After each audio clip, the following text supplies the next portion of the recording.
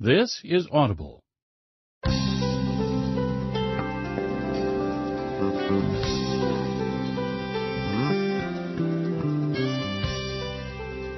Harper Audio presents Think Big and Kick Ass in Business and in Life by Donald J. Trump and Bill Zanker. Read by Alan Sklar. Copyright 2007 by Donald J. Trump and Bill Zanker. Production copyright 2007 by HarperCollins Publishers. This is Donald Trump, and I'm pleased to present this forward to my new book, Think Big and Kick Ass.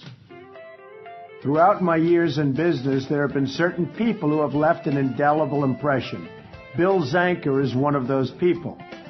When I first met him, I immediately realized he was an intelligent guy. That was obvious. But he was also a dynamo, and that I mean in the finest sense of the word. Unlike with most people, I found myself enjoying his ideas and his enthusiasm. Creativity is an important element of success, no matter what your business might be. Bill has that creativity, and he knows how to put it into action. Anyone who has been around Bill will never forget him. While he's a gifted promoter, he also has the goods to back him up. So many people know how to promote, but they don't have the goods. He's an educator who also knows and fully understands his subject. I tell people that to be successful, you have to love what you're doing. Bill loves what he's doing, and that's the reason, in my opinion, he's just so good at it. The fact is that Bill's passion has made the Learning Annex unfold in a truly remarkable way. It's a great institution, and I love working with Bill and the people at the Learning Annex. Thinking big is a philosophy that I've embraced since my youth, and it's proven to be an effective way to achieve success. Bill has also employed this attitude, and the results are evident. Writing this book together has really been a great experience for me, and I hope it has been for Bill. I've written many bestsellers, and The Art of the Deal is considered the most successful business book ever written. I've had a lot of fun, but this is the best book. Learn from it, enjoy it, think big, and kick ass. You'll be a winner. Introduction. From small to big. The Learning Annex was a small company until I met Donald Trump. Now it's a large company because I mastered Donald Trump's kick-ass attitude about 28 years ago when I was a student taking film courses at the New School in New York City. I needed to make some money to support myself. So in 1979, at age 26, I took the $5,000 I had gotten from my bar mitzvah and used it to start the Learning Annex. At first, I thought of it as an informal school for experimental film instructors to share their knowledge with aspiring filmmakers. But my girlfriend at the time, a pottery teacher, talked me into expanding the curriculum and making a school for a different way of learning, a way for people to get a quick education about things they could not learn elsewhere. The Learning Annex was born. In those early days, I would dress up in a clown's costume and stand on the streets of Manhattan handing out course catalogs. I would tell people to call the office number in the catalog and say the clown told them to register to save $5 on the class. Then I would run to the office and answer the calls. And to my excitement, loads of calls came in from people telling me a nice clown had told them about a discount. I would sign up each student for the class and send out the class confirmation letter. When there were no calls, I would look for new teachers to speak. I was a business of one, and running it out of my $325 a month studio apartment on the Upper West Side of Manhattan. My film career never took off, but the Learning Annex did, and I loved it. I realized I was a born promoter, and I had found my passion. I changed the whole concept of continuing education to what I call edutainment. Everything is quick these days. Nobody has time for education. MTV and the Internet have created a generation of people who want everything to be fast-paced and entertaining. I decided to go after big-name personalities and celebrities to teach the classes. I wanted the teachers to have big personalities and to be larger than life. When we added the glamour of celebrity names to our roster, attendance skyrocketed. and more luminaries were willing to say yes to my requests for them to teach. Sarah Jessica Parker, Harrison Ford, Richard Simmons, Henry Kissinger, P. Diddy, Susie Orman, Barbara Bush, Larry King, Desmond Tutu, Renee Zellweger, Deepak Chopra, and Rudy Giuliani have graced the podium of the Learning Annex, along with hundreds of others. How did I lasso these stars? Since I did not have a lot of money, I got celebrities by using a different appeal. Guilt. I would say, "You've made it big. Why don't you give back to society?" I remember movie mogul Harvey Weinstein. He was an extremely tough cookie to get. I whined and whined and whined at him. "You can give Learning Annex students an hour of your time for charity." He finally did it, and he was amazing at telling the most fascinating insights on how to break into Hollywood. And he ended up speaking for several hours. Same with legendary record producer Clive Davis. Not only did he listen to students' demos, he signed someone right during the class. For most of these luminaries, the money was irrelevant anyway. Except for Donald Trump. He would not even take my calls. One day, I called Trump's office and was put through to his personal secretary, Norma. I knew I could not get Trump's attention using my usual pitch. He wouldn't even talk to me. So I had to do something different to get his attention. I decided to pique his interest with money, which is extremely unusual for me.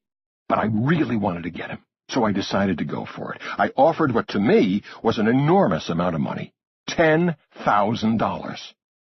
His secretary asked, "That's it?" and dismissed my offer, as if it were a cheap bottle of Chianti. She curtly added, "I don't think so," and hung up the phone. It took a lot of courage, but a few days later, undaunted, I called Norma again and said, "I'll give Mr. Trump $25,000. Norma said, "Nope, he's not interested." I was stunned. After that, I realized I had been playing it safe. The following week, I took an enormous risk. I offered $100,000. That was the most money I had ever offered a speaker, but it had no impact on Norma, who said without hesitation, "No way, Donald still couldn't do it." I sat back and thought really hard about what to do next. Should I drop the idea of having Donald Trump, or should I keep trying? I didn't know what to do. Then I remembered what performance guru Tony Robbins had taught me. If you want to make it big, you got to push yourself beyond your limits. You got to pump yourself up and get yourself into a hyper-mental state. And you have to do this yourself. Nobody can do this for you. I decided I wanted to be big. Donald Trump was the ultimate Mr. Big. We all have heroes, and Donald was mine. If I wanted to play in the same arena as him, I had to push myself to a new level. I pushed out my chest, took a deep breath, and gathered all the energy I could muster. Then I called Norma at Donald Trump's office and offered $1 million for Trump to speak for 1 hour at the Learning Annex. At the time, the Learning Annex had never grossed more than $5.5 million in an entire year. Think about it. I offered him $1 million. And I was only bringing in $5.5 million a year. And I never had a class of more than a few hundred students. How was I going to get my money back was beyond me at that moment. But I knew I had to do it. I just knew it. So I had listened to my gut and made the call. And Norma said, "That's very interesting. I'll talk to Donald about it." I hung up the phone, went into the bathroom, and promptly threw up. Really? My mind was racing and my heart was pounding. What had I done? If it didn't work out, I could lose everything. In 1 minute, I had gone to a whole new level in my life, and it was very uncomfortable. But it was also exhilarating. What I had just done was insane, but it felt great. In less than 1 hour, Donald called me back himself. When I picked up the phone, I could hardly believe I was talking with Donald Trump. I thought maybe it was a friend goofing on me. But it was Donald. He said, "Bill, I like the Learning Annex, and you made me a very nice offer. Let me ask you, how many people are you going to get for this event?" Up until then, most of our classes had been between 500 and 700 people, and the biggest class had been for a psychic. We had never had more than several hundred students for any one of our events, so I told him, I'll get 1,000 people. In my mind, 1,000 people was a huge number of people.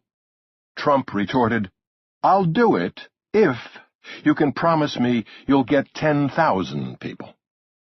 10,000 people? I had never imagined getting 10,000 people in my wildest dreams. But I boldly said, yes, I'll get 10,000 people, no problem. Trump said, great, my lawyer will send over the paperwork. And that was it. The deal was done. By saying yes, I had made a solid commitment to living very big, bigger than ever before. That moment changed my life. Donald Trump took me to a whole new level. I started doing things I had never done before. I started thinking on a much larger scale. I had to get 10,000 people to come see Donald Trump. And guess what? Everyone wanted to learn from Donald, and the registrations started flying in. That's how the Learning Annex Wealth Expo came about. As it turned out, I got much more than the 10,000 people I promised Trump. Over 31,500 people attended our first Learning Annex Wealth Expo in 2004. It was an amazing turnout, and as a result, it was actually very easy to pay Donald Trump his $1 million fee. Trump knew all along that I could do it.